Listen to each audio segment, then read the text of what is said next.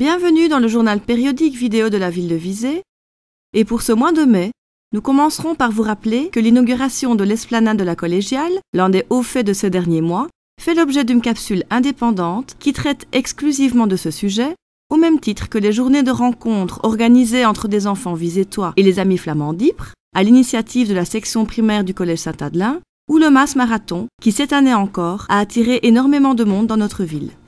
C'est du reste quelques heures avant le départ de cet événement sportif majeur que s'organisait l'apéro-foot sur la place de Visé, une soirée qui a permis aux personnes présentes de passer un bon moment autour d'un bon verre ou d'une assiette de produits frais, en toute convivialité. Convivialité aussi du côté des musées de l'entité qui, dans le cadre de la Nuit des musées, ouvraient leurs portes au public samedi 19 mai. Certains en ont même profité pour jouer les prolongations, comme celui des arbalétriers, déjà ouvert dès le vendredi, ou celui des anciens arquebusiers, ouvert tout le week-end dès le vendredi. D'autres ont préféré n'ouvrir que le dimanche, à l'instar de Léon Damé, qui a ouvert grandes les portes de son hangar 8A pour nous faire partager sa passion du modélisme. Sur le thème de la Deuxième Guerre mondiale, il a reproduit lui-même, avec des morceaux de bois, plus de 2200 maquettes au 1/35e d'engins roulants, volants et navigants, la plupart mises en situation sur des diaporamas géants. Un travail de titan et instructif. Toujours du côté des musées, celui du chemin de fer a été inauguré ce même dimanche avenue de Navagne, sous l'impulsion de personnes tout aussi passionnées pour le rail, notamment à Visé et sa région. Parallèlement, un wagonnet de Cauville à benne basculante a été inauguré non loin de là.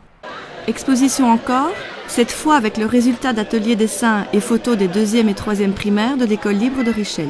Une autre manière de faire, tout aussi séduisante et appréciée que celle des collègues qui, souvenez-vous, avaient mis sur pied de sacrés spectacles le mois dernier.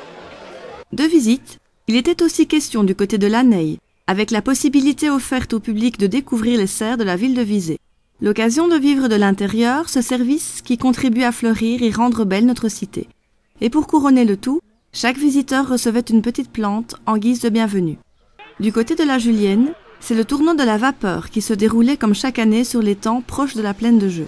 Une manifestation qui suscite toujours beaucoup d'intérêt et, par la qualité des créations présentes, laisse admiratifs, petits et grands. Au niveau sportif, le hall omnisport de Visé accueillait en mai une discipline dont on parle finalement assez peu, la boxe. Comme chaque année, le GMG Cherat organisait en effet son gala international, avec au programme 8 combats amateurs et 5 professionnels, dont 2 championnats d'Europe. Et une fois encore, le public présent a apprécié ce spectacle offert par des participants notamment venus d'Allemagne ou de Hongrie pour affronter la délégation belge.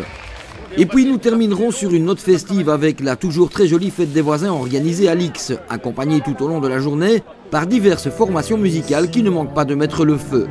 À noter parallèlement à cela les diverses animations mises sur pied pour les enfants. En attendant notre prochain rendez-vous de juin, avec notamment la braderie et le jazz festival, nous vous invitons justement à consulter l'agenda qui tourne en boucle sur visé.tv. À très bientôt.